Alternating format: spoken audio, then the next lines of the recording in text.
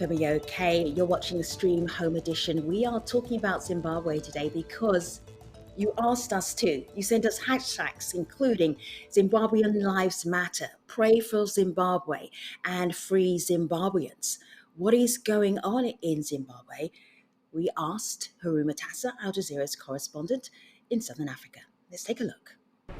The mood in Zimbabwe changes depending on what's going on at a particular time. Sometimes people say they feel relatively free to express themselves, but sometimes they are reluctant, like these days. You ask someone to comment on the state of the economy and the person will say, I'm too reluctant to do so, I'm too scared to do so, because what if I say something that someone doesn't like? What could happen to me or my family? But it's safe to say the mood about the economy is that of general frustration. This is what you see every day outside banks across the country. There's a serious cash shortage in Zimbabwe, which means people can wait for hours outside a bank trying to access their money. But when they get to the front of the line, they're sometimes told the money's run out. Inflation is now more than 800%. That means the price of almost everything in the country keeps going up. And a lot of people are saying they actually can't survive under these economic conditions.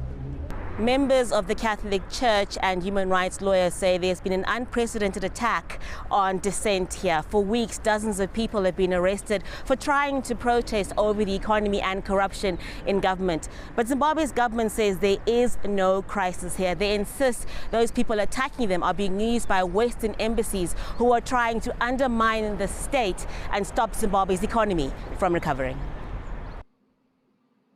We see your audience already standing by on YouTube. We're interested to hear your comments, your questions. You're also on Twitter, joining this conversation so you too can be part of the stream.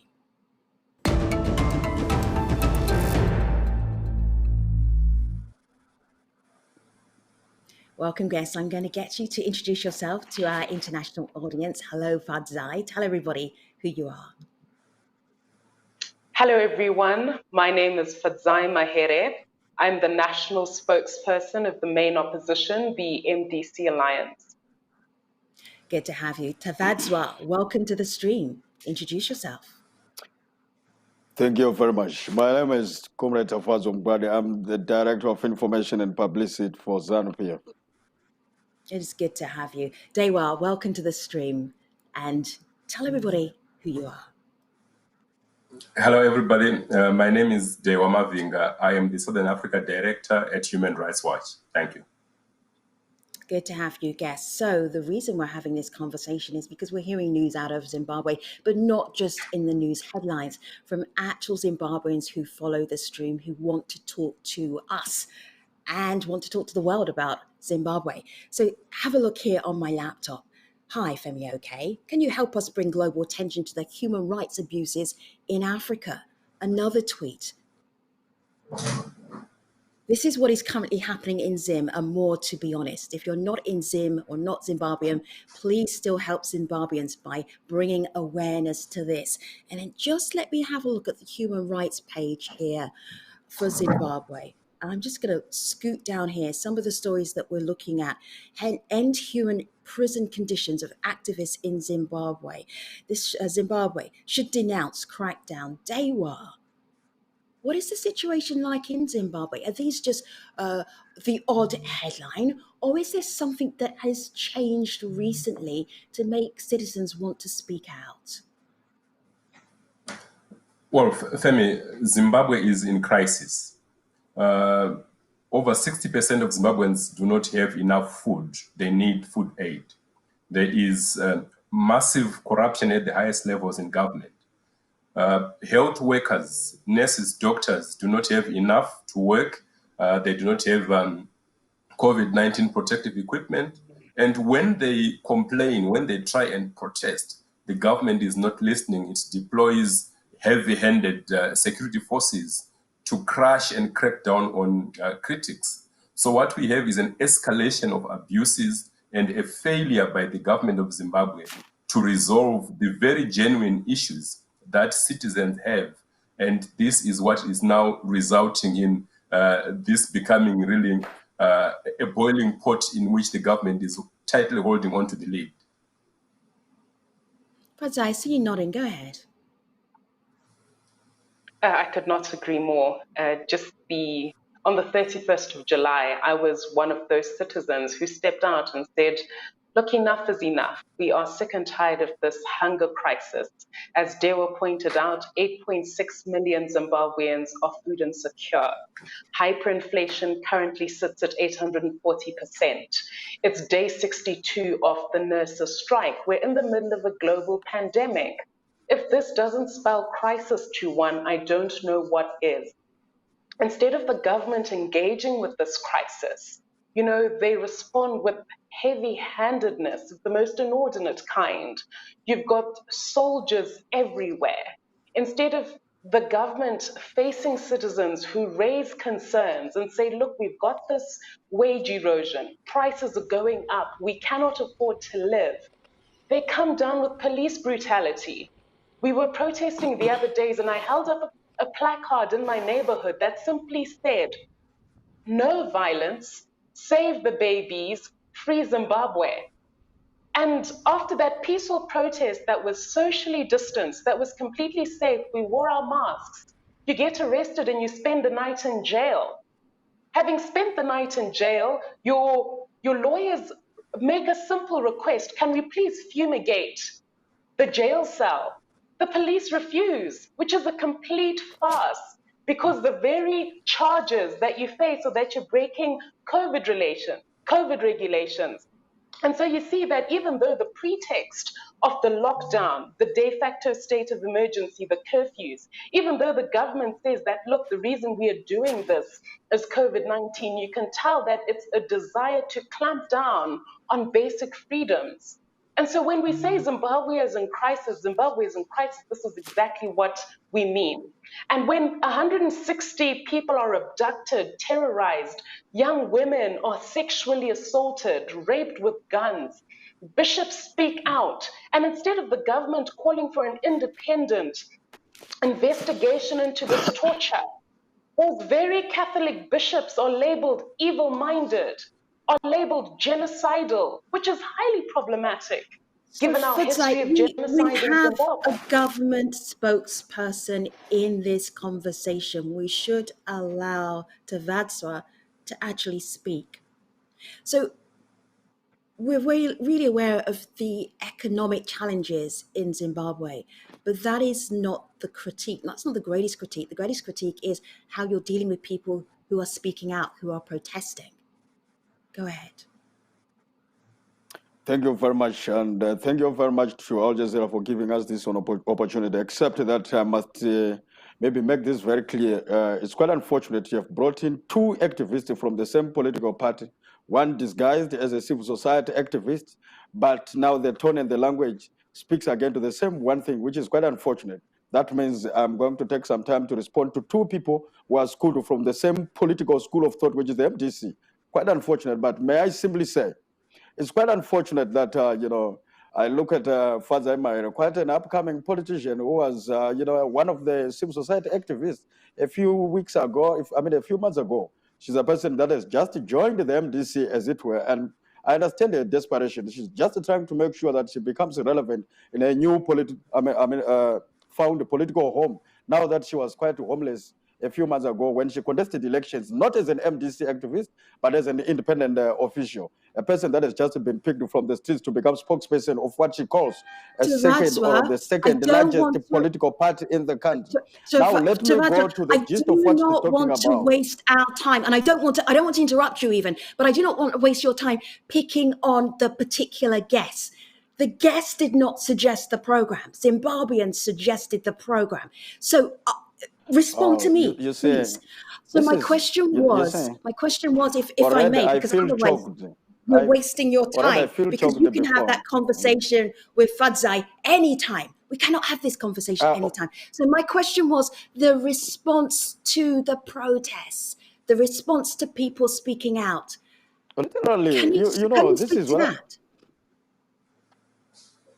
I'm saying, literally, there has not been any significant protest in this country warranting whatever she's talking about. Now you say I've got to some other time to talk with FADZAYI, but you allowed her to refer to her own circumstance when she said she was arrested while holding a placard. But you know that across the world, all jurisdictions, all nations across the world are in lockdowns of one way or the other. Zimbabwe is not an exception.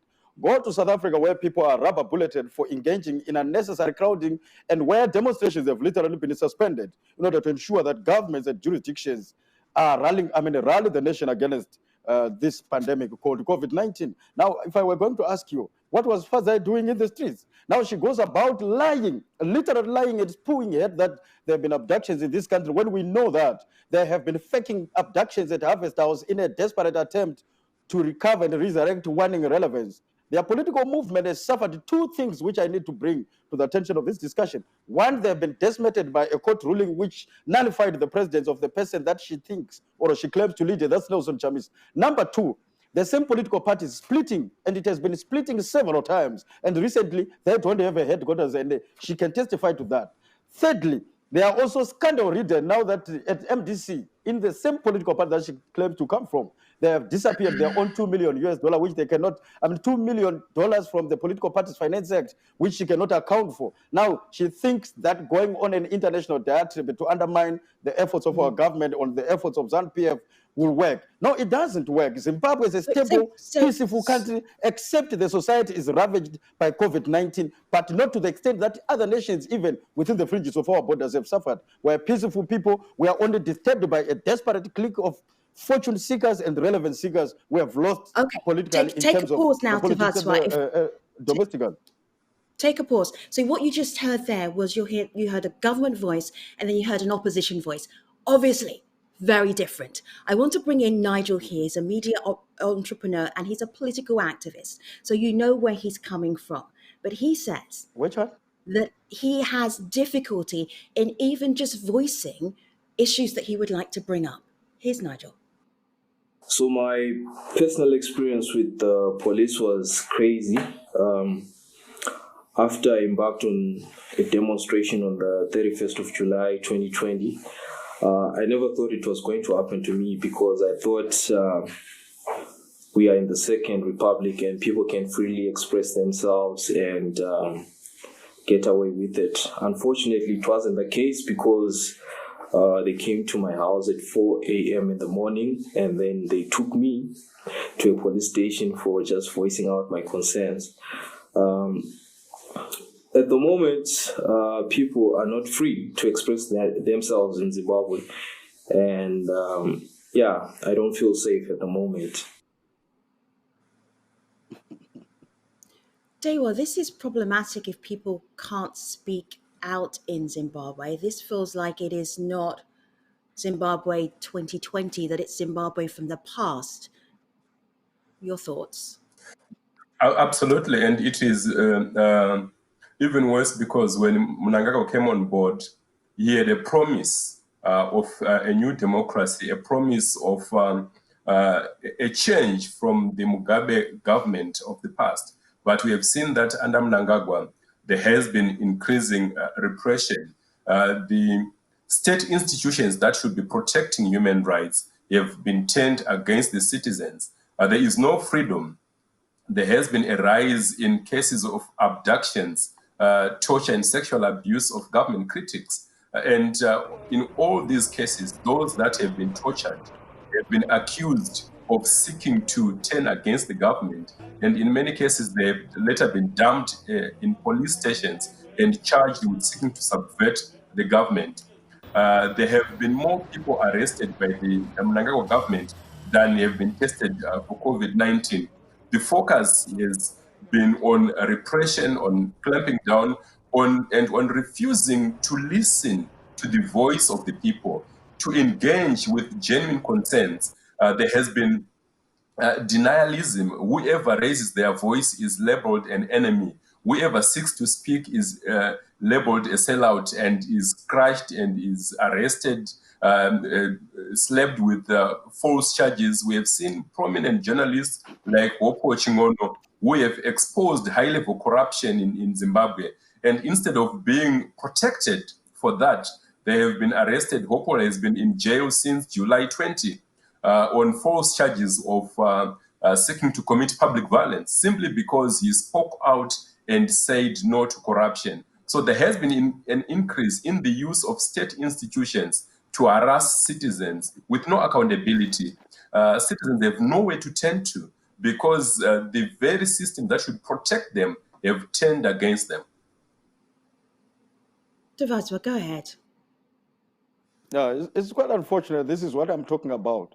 Firstly, you need to know that, like what I said earlier, what we have seen is sensationalization of social media and a deliberate spreading of falsehoods, nefarious propagandas that are aimed at ensuring that the image of this country and its leadership is undermined on the global stage. And may I just bring this to your attention and the attention of the listeners, that the two guests that you have brought here represent organizations that have been part of the U.S. foreign policy projection with regards to this country.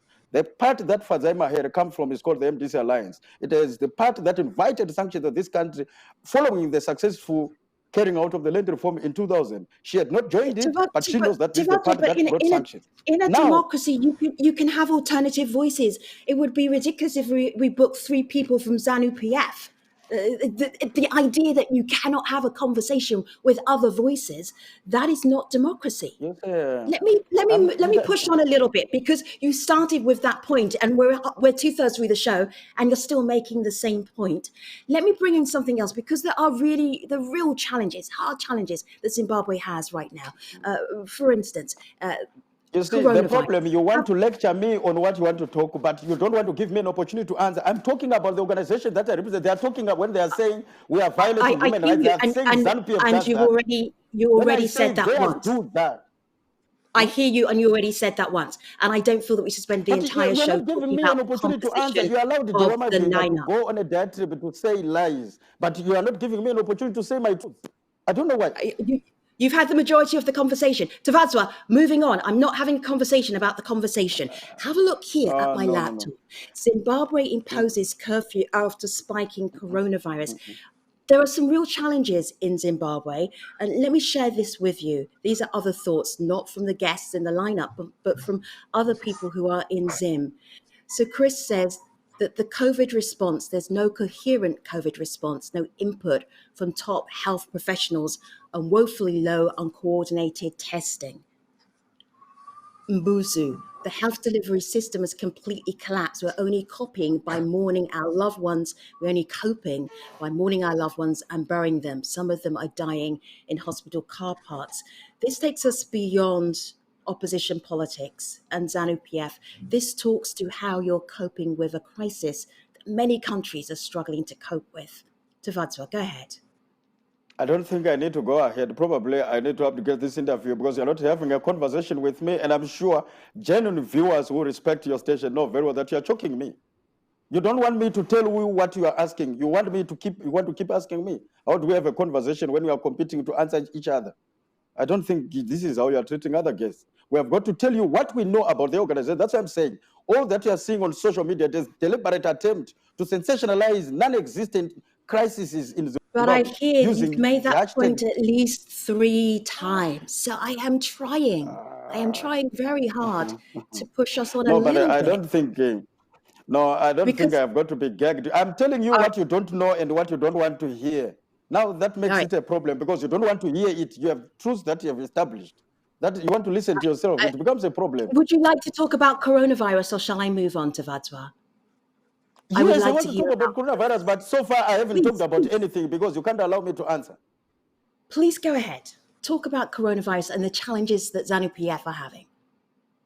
Thank you very much. Like any other country in this world, there is no country that has not been ravaged by coronavirus, and the disease or the pandemic has left untold suffering, politically, socially, and economically. Zimbabwe is not an exception. Even from the country from which you are broadcasting, it is not an exception.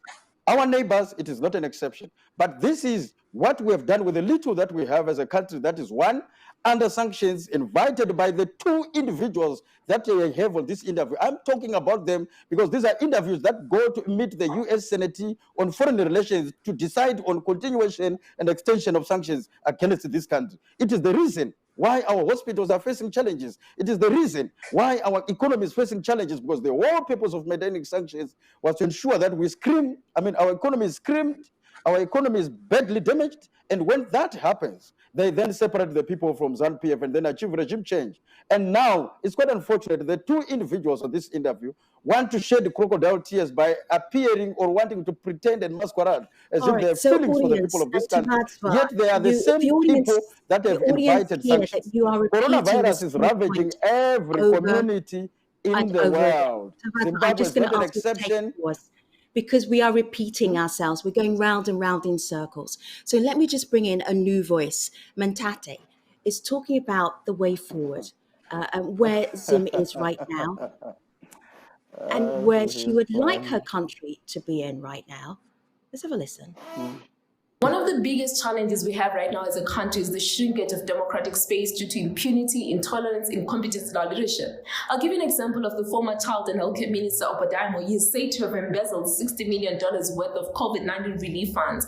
And he gets $50,000 bail and is working as a free man. And then you look at journalists such as Hopo Chinono, who are calling out those ministers, calling out the government for failing to deal with corruption cases. These are the men behind bars. At the end of the day, we cannot sit back and say, okay, you guys run the show. We need to really step up and continue to push them because that's what we elect them to do their job, and we hold them to account. So that's how I think things will start to shape up in this country when we've got genuine leadership and citizens continue to hold that leadership accountable. FADZAYI, this has been an interesting stream conversation because we spent so much of it talking about the lineup, which is a very unusual thing to do. If we're thinking about what are the real issues from the opposition's perspective, in a sentence, what would you say? I think the critical thing is that for once, there is a need to put the people first. As you can see, Zimbabwe is on its knees because of the poverty, injustice, and corruption, the bad governance crisis that has been caused by the regime. Like I've pointed out, the public health system is on its knees. We've got a global pandemic that has really crippled the public health sector, and Zimbabweans cannot access public health care. At the moment, we've got a very uncoordinated testing system, which has seen, the cost of a diagnostic test as high as $60 US. That is less than a nurse earns. And currently, as I pointed out, it's day 62 of the nurses' strike. The Minister of Health, newly appointed, hasn't even met those nurses. So as a way forward, there's a need for urgent political dialogue, number one. There's a need for the leading political parties as well as civic society, a need for everyone to come to the table. There's a need for regional intervention in this crisis. Even if you look at the rhetoric that's coming out of the regime, you hear the Mr. Mnangagwa speaking of the need to flush out opponents, speaking of the opposition and government critics as being dark forces, bad apples, speaking of, the Minister of Information. I want to bring in the press. FADZAYI, I hear you. I want to bring the president's voice into the conversation. This is the president of Zimbabwe, because he pushes the conversation just a little bit forward, so we hear what the opposition is talking about, and then hear the response from the current administration. Let's have a listen to the president. Thank you. We will overcome attempts at destabilization of our society by a few rogue Zimbabweans acting in league with foreign detractors. The bad apples that have attempted to divide our people and to weaken our systems will be flushed out. So I'm just looking here at some of the comments on YouTube. Thank you for commenting. We really appreciate you. It's not a funny matter, but you are hearing the government spokesman laughing there in the background. So Gilbert says the hospitals are in shocking state. Doctors and nurses run away to other countries to earn a living. I'm looking for some pro-ZANU PF comments and I'm not finding them. We looked really hard through our YouTube discussion. Vilani says that can't you see that ZANU PF is making people suffer? Zimbabwe is on sanctions because of ZANU PF, and so on and so on. This is a difficult conversation to have because we have opposition voices here, we have government voices here, and it is difficult to move forward. I think we try to remind some of big challenges that Zimbabwe has right now. Tafadzwa, I do appreciate you being in this conversation. FADZAYI, I appreciate you. DEWA, thank you, and YouTube as well. This is Femi OK signing off from the YouTube live discussion and also the stream edition. Thanks for watching.